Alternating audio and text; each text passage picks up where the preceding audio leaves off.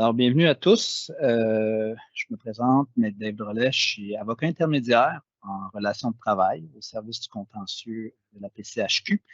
Alors, aujourd'hui, le webinaire va porter sur que doit faire un entrepreneur, donc principalement nos membres PCHQ, lorsqu'il reçoit un constat en matière pénale.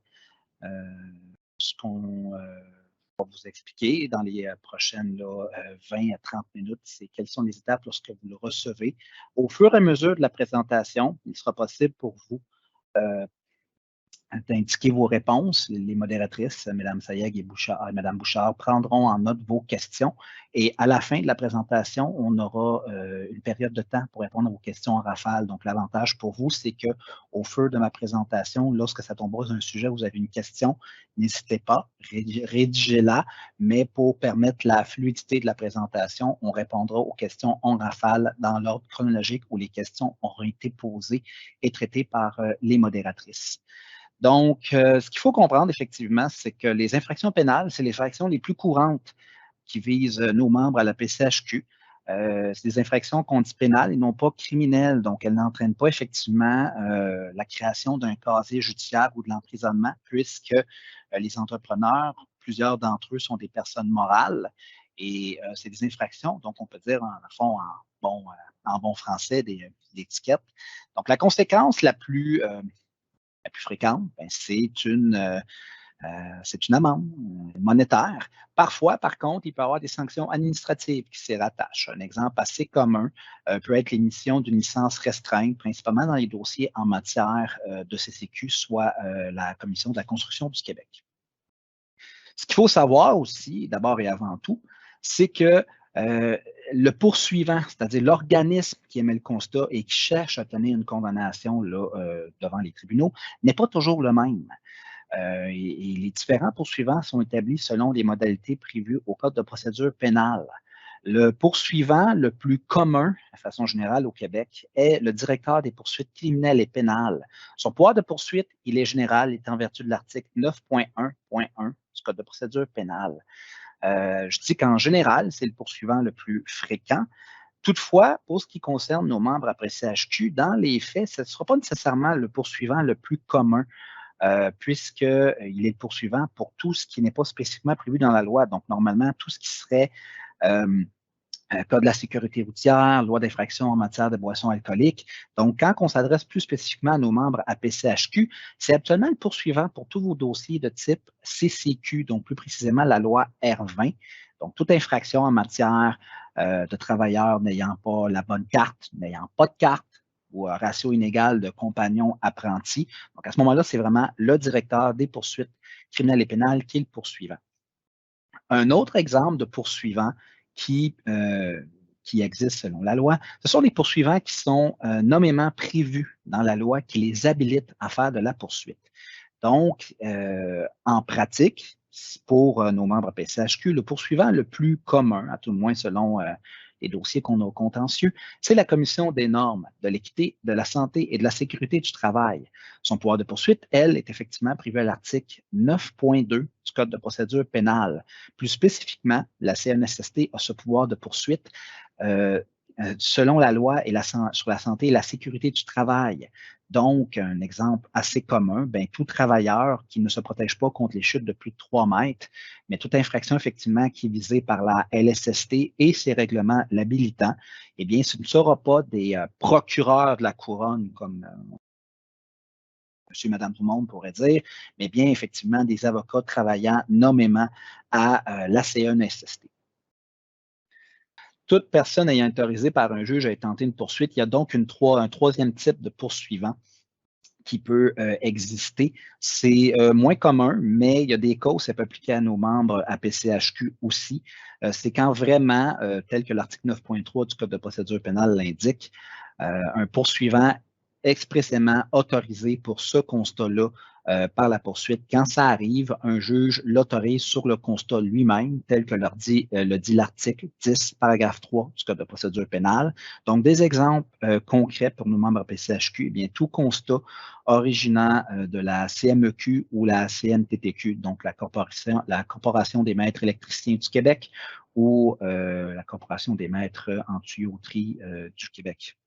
Est-il que j'étais rendu effectivement, après avoir parlé des poursuivants, on va vous entretenir sur la juridiction des tribunaux. Il y a effectivement plusieurs tribunaux là, au Québec et ceux qui se rattachent principalement là, au constat pénal, eh bien, c'est la Chambre criminelle et pénale à la Cour du Québec qui entend effectivement les infractions pénales visant nos membres APCHQ. Ce qu'il faut donc savoir, c'est que tout ce qui vient de loi fédérale et provinciale est entendu par ces juges-là à la Chambre criminelle et pénale. Évidemment, je parle de différentes juridictions. Dans les faits, la grande majorité des lois et infractions en matière pénale qui visent spécifiquement nos membres APCHQ sont des lois de juridiction provinciale. Ce qu'il faut savoir, c'est si dans les faits, les juges de la Chambre criminelle et pénale de la Cour du Québec peuvent entendre les causes. Il existe au Québec ce qu'on appelle des juges de paix magistrats, qui sont des juges qu'on pourrait qualifier de juges spécialisés dans certaines tâches. Une partie des pouvoirs des juges de la Cour du Québec qu'on peut qualifier de juges là, réguliers. Donc, dans les faits, c'est habituellement les juges de paix magistrats qui entend tout ce qui est constat en matière pénale, donc tout ce qui concerne nos infractions sous la loi R20, la loi sur le bâtiment, la loi sur la santé et sécurité du travail, la loi sur la protection du consommateur. C'est donc plus souvent qu'autrement ces juges-là qui entendent ces constats-là. Par ailleurs, si jamais les causes en première instance vont en appel, c'est habituellement, effectivement, les juges de la Cour supérieure qui entendent les appels. Donc, contrairement à d'autres juridictions où on va directement en cour d'appel en matière pénale, l'appel du jugement de première instance est entendu par la Cour supérieure en chambre criminelle et pénale. Il y a 5 étapes qui peut arriver lors de la réception d'un constat. Tout d'abord, ce qu'on y trouve dans le constat à proprement parler. Je vais aussi vous entretenir, et ça, c'est une question que beaucoup de membres nous posent dans notre quotidien au contentieux, parce que en bas du constat, on a ce qu'on appelle l'avis de réclamation, et concrètement, les membres veulent souvent qu'on leur explique pourquoi qu'on arrive au montant total, ce qui se divise en 3 éléments, soit le montant de l'amende, les frais, la contribution. Et ça, je vais donc également vous entretenir de ça. Aussi, troisième chose dont je vais discuter, c'est la signification du constat et ses effets. Vous expliquer, c'est quoi la signification et qu'est-ce que ça implique pour vous. Quatrièmement, je vais vous entretenir du délai de réponse lorsque vous obtenez le constat, combien de temps vous avez pour réagir. Évidemment, vous expliquer quelles sont les options de réponse. Et dernièrement, ce qui va clore à ce moment-là la présentation et ensuite mener à la période de questions, on va vous entretenir de la demande en rétractation et en sursis d'exécution, qui sont 2 demandes qui sont présentées si, pour une raison quelconque, vous n'arrivez pas ou ne répondez pas dans le délai requis. Donc, tout d'abord, en ce qui concerne le constat lui-même, il y a toujours les informations ci-après nommées qui s'y retrouvent. D'abord, l'identité du défendeur et son adresse, donc votre entreprise, ainsi que l'adresse que vous déclarez au registre des entreprises, si c'est votre entreprise qui est poursuivie, ou l'adresse que vous déclarez si vous travaillez à votre propre compte. La désignation du district judiciaire. Le district judiciaire, c'est l'endroit du palais de justice qui va entendre votre cause. Alors, ce que vous devez savoir, c'est si, par exemple, vous êtes une entreprise, bon, un exemple, qui travaillait sur le bureau chef est à Montréal, mais que vous faites des contrats soit sur la rive nord, la rive sud, par proximité et ou commodité, eh bien, ce que vous devez savoir, c'est que le district sera non pas celui de votre lieu chef, mais bien celui de l'endroit où l'infraction alléguée s'est produite. Donc, par exemple, si vous acceptez un contrat à Brossard, eh bien, votre district judiciaire sera celui de Longueuil. C'est ce qui apparaît normalement sur le constat. L'identité du poursuivant, comme tantôt, je mentionne les différents poursuivants, mais le constat vous dira qui est le poursuivant. Et ça, c'est important parce que ça va affecter à qui vous adressez votre réponse, c'est-à-dire votre plaidoyer. Le numéro du constat d'infraction, parce que chaque constat génère un numéro de constat qui n'est pas le même que celui à la cour si éventuellement vous consignez un plaidoyer de non-culpabilité. L'endroit et la description de l'infraction reprochée qui va vous indiquer la loi et le règlement applicable, parce qu'il faut comprendre, comme je disais tantôt, prenons l'exemple de la CNESST, les infractions prévues à cette loi-là, dans les faits, au sens de la loi, il y en a seulement 2, les articles 236 et les articles 237. Mais ce sont les articles qui réfèrent aux dispositions précises ensuite. Donc, les constats dans ces cas-ci, vont vous indiquer d'abord le règlement spécifique de l'infraction reprochée. Reprenons l'exemple, un travailleur non protégé contre les chutes de plus de 3 mètres.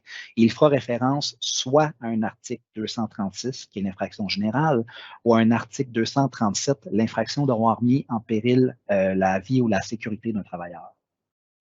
Vous aurez aussi sur le constat sa date de signification. Je vous expliquerai là sous peu en quoi consiste exactement la signification. Ça va vous détailler votre obligation de consigner un plaidoyer, qu'il soit de culpabilité ou de non-culpabilité. Et en bas, comme je mentionnais tantôt, et je m'apprête à vous en parler aussi, la peine minimale applicable pour le type d'infraction qui est indiquée à la loi, la peine qui est dans les faits réclamés, ça aussi je vais vous l'expliquer plus en détail, les frais, la contribution et donc le montant total de ces montants réclamés par la partie poursuivante. Tout d'abord, au niveau de l'amende, ce qu'il faut comprendre, c'est que dans l'écrasante majorité des dispositions pénales, et je dis l'écrasante, j'essaie de me rappeler là, une disposition qui ne prévoit pas de peine minimale en matière pénale et rapidement comme ça, là, je ne serai pas en mesure de vous en donner une spécifique, là, mais habituellement, on va vous exposer quelle est l'amende minimale prévue par la loi. Donc, ce qu'il faut comprendre par amende minimale, c'est que vous pourriez être fort sympathique vous présentant devant un juge, mais quand bien même vous seriez sympathique, si le juge doit vous déclarer coupable, il ou elle ne peut pas vous donner une amende inférieure à cette amende minimale. Toutefois, la plupart des infractions pénales prévoient ce qu'on appelle une fourchette de peine et un poursuivant peut, dans certains cas, réclamer un montant supérieur à l'amende minimale. Donc, prenons un exemple qui s'applique concrètement à nos membres à PCHQ. La CNSST peut considérer un ou plusieurs facteurs aggravants, comme par exemple, si on vous reproche une méthode de travail non sécuritaire et que ce constat a été mis suite à une inspection qui découle d'un accident, la CNSST va considérer que la matérialisation du danger est un facteur aggravant.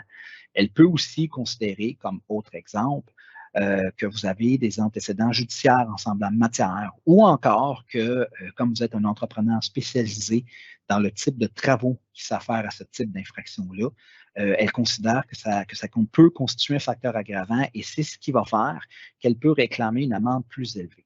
Ce qu'il faut comprendre, par contre, c'est que ce n'est pas le poursuivant qui a le dernier mot là-dessus, c'est le tribunal. Donc, et ça j'y reviendrai plus tard, ce n'est pas parce que sur l'avis de réclamation, vous avez un montant différent de l'amende minimale que ce sera nécessairement l'amende que le tribunal vous imposera si vous êtes déclaré coupable. Quant aux frais, c'est des frais qui sont payables si vous transmettez un plaidoyer de culpabilité ou si, suite à une audience, vous êtes déclaré coupable. Ces frais, ils sont prévus dans un document qui s'appelle le tarif judiciaire en matière pénale. Il faut comprendre que, donc, je peux donner des exemples de frais là, qui peuvent s'accumuler en cours de route au-delà des frais déjà prévus au constat. Il peut y avoir des frais s'il y a plusieurs remises, s'il y a des assignations de témoins, surtout si, au final, le tribunal considère que le témoignage de ces gens-là n'a pas été d'un impact important, ou des frais pour un changement de plaidoyer. Donc, c'est habituellement déterminé toujours selon ce tarif-là.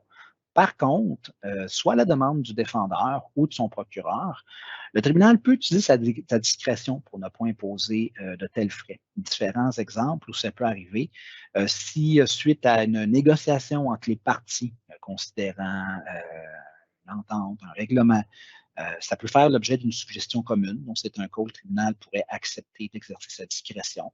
Ou encore, dans certains cas, plus particulièrement les infractions sous l'article 237, si ça donne un montant pécuniaire assez élevé et qu'on démontre par ailleurs que le défendeur est dans une situation financière plutôt précaire, eh bien, comme le juge a une certaine discrétion sur les frais, ce serait un cas où il ou elle pourrait effectivement là, user sa discrétion quant aux frais. Quant à la contribution, elle est prévue dans le Code de procédure pénale à l'article 8.1 du Code de procédure pénale. Donc, même chose, lors de la transmission d'un plaidoyer de culpabilité ou s'il y a déclaration de culpabilité, eh bien, ce paiement-là, il est ordonné. Contrairement aux frais, par contre, il est obligatoire. Il n'y a donc aucune marge de manœuvre pour le tribunal pour la diminuer ou l'exercer, les calculer en fonction de l'amende qui vous est imposée le cas échéant. Ce qu'il faut comprendre, c'est que la contribution est un fonds qui sert à financer les organismes d'aide aux victimes d'actes criminels, comme par exemple le Fonds Accès Justice et d'autres organismes tels CAVAC et autres. Donc, c'est des modalités prévues là, par le Code de procédure pénale, c'est donc calculé selon un règlement. Et comme je le disais, on n'a pas de contrôle là, sur ce montant-là dans ce qui apparaît à l'avis de réclamation.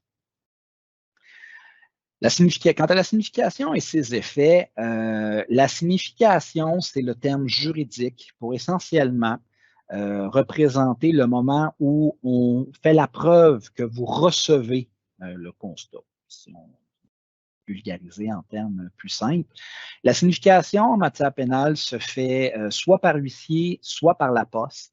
Et donc, c'est à partir de ce moment-là que votre délai, premier effet, que votre délai de réponse commence à compter. Mais son effet au niveau juridique le plus important, c'est qu'elle interrompt la prescription. Et la prescription, c'est le délai que le poursuivant doit respecter pour avoir le droit, légalement parlant, d'intenter une poursuite. Le Code de procédure pénale, à l'article 14, prévoit le délai usuel où on peut poursuivre suite à une infraction en matière pénale. Et ce délai, en matière générale, il est de 1 an à compter de la date de la perpétration alléguée. Il faut donc comprendre, quand on parle de délai général, et ça, je vais donner un autre exemple ensuite, que si ce n'est pas prévu à la loi spécifique, on se remet à ce délai-là.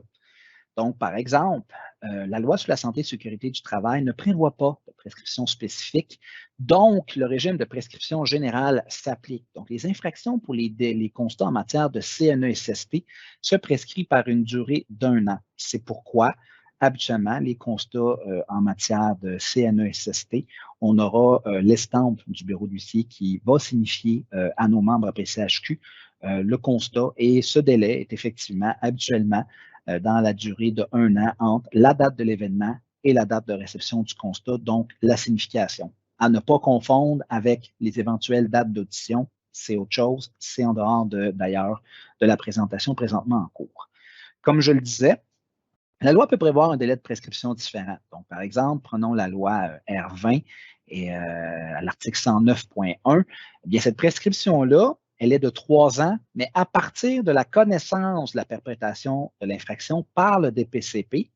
Toutefois, quand bien même le DPCP serait au courant de l'infraction 8 ans plus tard, bien, le délai maximum pour intenter une poursuite est de 7 ans à partir de la date de perpétration de l'infraction. Une telle prescription est d'ailleurs prévue aussi à la loi sur le bâtiment, comme la loi R20, dans ce cas-ci à l'article 212 de la loi sur le bâtiment. Et cette prescription-là, on est en mesure de la calculer en recevant, éventuellement avec la communication de la preuve, une attestation de la part de l'organisme poursuivant sous serment disant à quelle date ils ont reçu le dossier et qu'ils ont été en mesure d'en prendre connaissance. Donc, une fois que vous recevez signification du constat, je le mentionnais, vous avez donc un délai de réponse. Et c'est une obligation que vous avez de répondre à ce constat-là. Et quel est ce délai? C'est 30 jours à compter de la signification du constat. Les dispositions législatives qui s'appliquent à ce délai de réponse sont prévues aux articles 146, paragraphe 6 et 160 du Code de procédure pénale. Donc, ce qu'il faut comprendre, c'est que quand vous faites votre plaidoyer, la loi répute que vous le faites sous serment, donc que vous attestez dire la vérité lorsque vous envoyez votre plaidoyer. Et effectivement, vous devez envoyer ce plaidoyer dans les 30 jours de la signification. Comment vous faites pour savoir à qui vous devez l'envoyer? Eh bien, selon la loi, les coordonnées du poursuivant doivent apparaître à un endroit indiqué sur le constat. Donc, le constat, normalement, va toujours vous indiquer à qui vous devez envoyer le plaidoyer. Donc, par exemple, s'il s'agit d'un constat CCQ et que le poursuivant est le DPCP, c'est typiquement le Bureau des infractions et amendes situé à Québec, parce que c'est un organisme provincial qui le gère, tandis que s'il s'agit plutôt d'un constat en matière de CNESST, il s'agira à ce moment-là du bureau régional du poursuivant selon votre district judiciaire. Dans tous les cas, vous aurez les coordonnées apparaissant au constat Ou, plus simple encore, si vous entrez en communication rapidement avec le contentieux ou service juridique, il nous fera plaisir de vous assister avec cette démarche si ce n'est pas clair pour vous.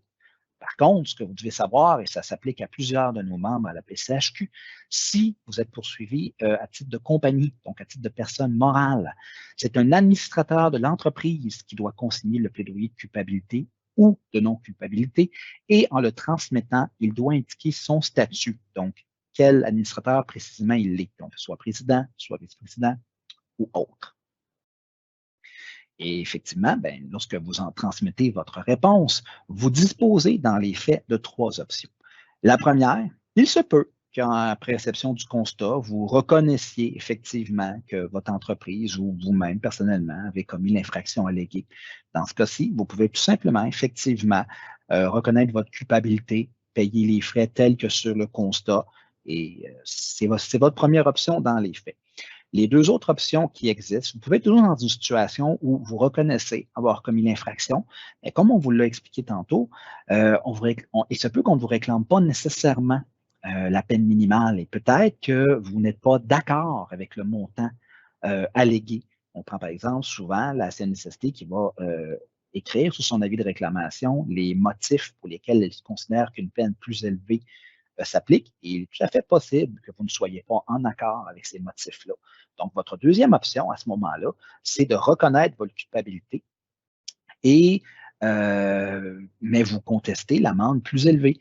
Donc là, à ce moment-là, ce qui va arriver, c'est qu'en transmettant votre plaidoyer sous cette option-là, on vous convoquera pour une audience devant le juge et à ce moment-là, on pourra débattre du montant approprié, que ce soit quant à l'amende ou aux frais, parce que comme je le disais tantôt, quant à la contribution, celle-ci, le tribunal n'a pas discrétion pour vous en exempter. La dernière option, évidemment, celle qui s'applique dans le cas où vous ne reconnaissez pas votre responsabilité pénale ou vous n'êtes pas d'accord avec l'infraction alléguée, c'est de consigner un plaidoyer de non-culpabilité et de le transmettre. On vous recommande, tout comme dans la deuxième option, d'utiliser le courrier recommandé au prioritaire parce que si jamais, pour une raison quelconque, votre plaidoyer s'égare, mais que vous conservez la preuve de signification, ça peut grandement vous faciliter. Par exemple, si on a besoin de présenter une éventuelle demande en rétractation et sursis d'exécution, j'y reviendrai d'ailleurs sous peu. Petite parenthèse d'ailleurs quant aux options de réponse qui peut-être va un peu au-delà du présentation de la contenu, mais du contenu de la présentation, excusez, mais que je croyais quand même très important de mentionner, puisque à ce stade-ci, souvent, nos membres vont transmettre leur plaidoyer avant de nous mandater ou de nous appeler. Donc, je considérais important de le mentionner quand même dans la présentation. Il se peut que vous ayez l'idée ou l'envie, effectivement, de vouloir exposer par écrit ce qui constituerait vos motifs pour contester l'infraction alléguée. En tant qu'avocat, même avant que je travaillais à la PCHQ, donc quand j'étais plus criminaliste, généraliste, même aujourd'hui, je déconseille à nos clients de le faire parce que ce faisant, ça devient potentiellement de la preuve qui peut être utilisée contre vous. Et puisque même si vous êtes de bonne foi, vous ne réalisez peut-être pas que les explications que vous êtes en train de donner ne constitueraient pas par ailleurs une défense. Donc, pour ces motifs, il ne vous est pas conseillé d'acheminer au poursuivant, qui par ailleurs représente des intérêts opposés aux vôtres, vos motifs. Par contre, il est toutefois quand même utile pour vous de consigner vos observations, mais conservez-les pour vous et éventuellement, lorsqu'on sera appelé à vous représenter, n'hésitez pas à nous les faire parvenir parce que ça a l'avantage pour vous de pouvoir vous aider au niveau de votre mémoire parce que vous avez pu le voir, sans égard au délai de prescription, il peut s'écouler plusieurs mois avant même que vous ayez une première date d'audition et les délais inhérents au système de justice peuvent faire quand même que ces délais à ça s'ajoutent pour une éventuelle audition. Donc, c'est utile pour vous aider à votre mémoire minimalement de le consigner, mais ne l'envoyez pas à l'organisme poursuivant. Conservez-le pour vous Et lorsque vous aurez besoin éventuellement de conseils juridiques, il nous fera plaisir à ce moment-là de regarder ça avec vous et de vous dire, bon, ben, c'est utile ou pas et surtout pourquoi. Je vais donc aussi terminer cette présentation-là vous entretenant là, sur la demande en rétractation et en sursis d'exécution. Donc, une fois que j'aurai terminé là, cette partie-là, on pourra passer à la prise de questions et aux réponses. Évidemment, comme je disais tantôt, dans un monde parfait, on veut que vous répondiez le plus tôt possible. Si ce n'est pas clair pour vous, appelez au contentieux, on vous assistera. Un délai de 30 jours, c'est quand même un délai typiquement assez long. Et pour un paquet de raisons, il se peut que vous oubliez ou vous ne soyez pas en mesure de le faire. Il existe donc, effectivement, en vertu de l'article 252 du Code de procédure pénale, une disposition qui dit que dans les 15 jours suivant votre connaissance d'un jugement par défaut, parce que c'est ce qui arrive éventuellement si vous n'envoyez pas votre plaidoyer dans les 30 jours. Il faut comprendre que ce n'est pas au 31e jour que ça se fait. Mais éventuellement, si vous ne vous en occupez pas, vous recevez un avis de condamnation par défaut. Donc, l'article 252 du Code de procédure pénale fait en sorte que dans les 15 jours de votre connaissance de ce jugement par défaut, vous pouvez présenter une demande qu'on appelle en rétractation. Essentiellement, cette demande-là, si elle est accueillie, a pour effet de vous ramener dans le temps avant la condamnation.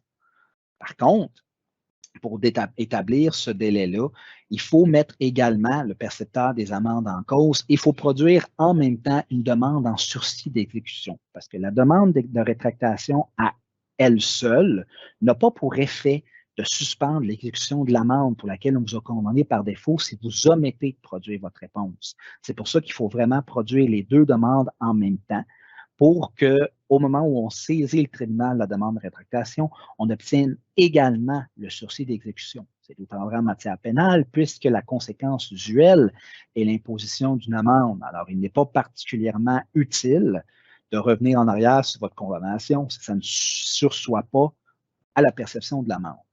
Toutefois, ce qu'il faut établir lorsqu'on veut présenter une demande de rétractation et de sursis d'exécution, il y a deux choses qu'il faut établir. Dans notre jargon à nous, la première, on l'appelle le rescindant. Dans le terme plus général, c'est l'explication sérieuse pour laquelle on n'a pas été en mesure de se présenter. Donc, par exemple, la signification peut être faite à une mauvaise adresse ou suite à une hospitalisation qui malheureusement est arrivée à un mauvais moment, on n'a pas été en mesure de présenter son plaidoyer en temps utile. La deuxième, c'est ce qu'on appelle le recisoire en droit, mais essentiellement, il faut exposer les motifs de défense qu'on aurait normalement voulu présenter.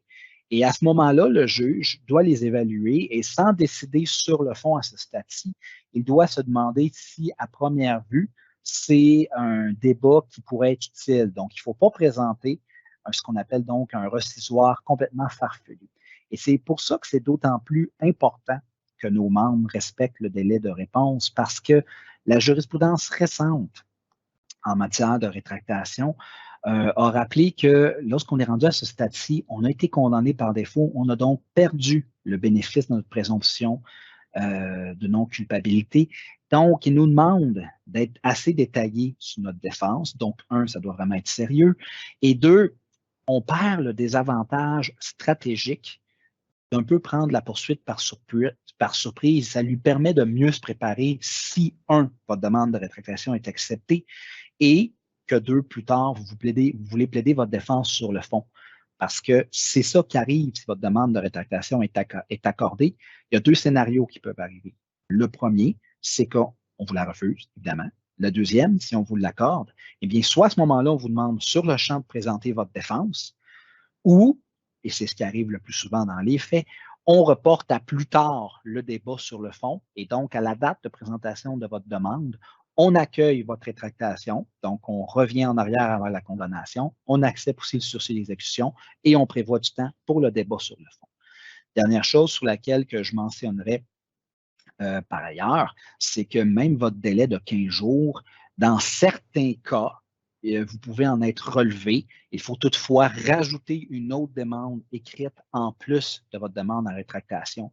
Souvent, il peut se prévoir à la demande même. Il faut juste rajouter la section en conséquence. Encore une fois, par contre, ça prend un motif particulièrement sérieux. Donc, exemple, une hospitalisation ou quelque chose, là.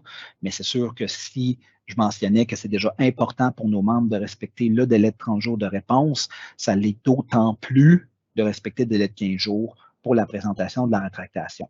Il pourrait avoir, je pense, un autre exemple, à part l'hospitalisation, vous prenez connaissance du jugement, on est quelques jours avant la période des fêtes et aucun bureau d'avocat, manifestement avant Noël, n'est en mesure de vous rencontrer et le délai s'écoulerait pendant les fêtes, ce qui fait que vous n'êtes pas physiquement capable de respecter votre délai. Ça pourrait être un exemple où ça se produit.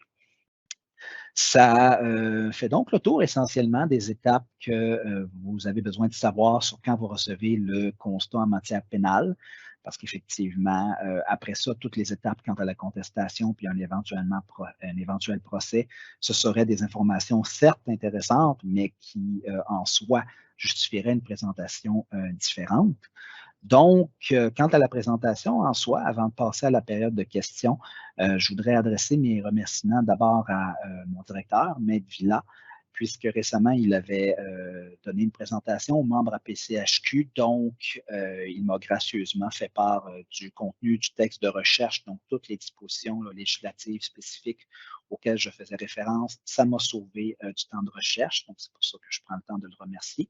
Je remercie également Mesdames Anne-Émilie Sayeg et Nathalie Bouchard du service du marketing et des événements de la PCHQ pour m'avoir fourni les, malheureusement, le PowerPoint n'a pas fonctionné, mais il sera disponible, je présume, plus tard pour nos membres, pour m'avoir aidé à préparer le document aux fins de la présentation et nous avoir aidé à préparer la dite présentation, ce qui termine donc ma présentation à proprement parler. On peut donc passer à la période de questions.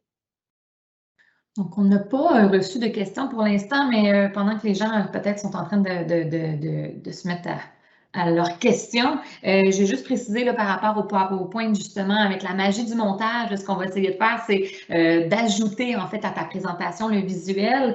Donc, en début de semaine prochaine, les gens qui étaient inscrits au webinaire vont recevoir un courriel qui va soit contenir le lien YouTube pour revisionner ton vidéo avec le petit montage, ou si ça a été plus compliqué techniquement de le faire, on va tout simplement joindre la présentation. Donc, pour ceux qui voulaient avoir le visuel de ce qui a été dit aujourd'hui, soyez sans crainte, ce sera fait. Donc, en début de semaine, c'est ce que vous allez recevoir. Et là, pendant que je donnais des explications, on a reçu une question. Donc, si on conteste, est-ce qu'il y a des impacts négatifs à prévoir?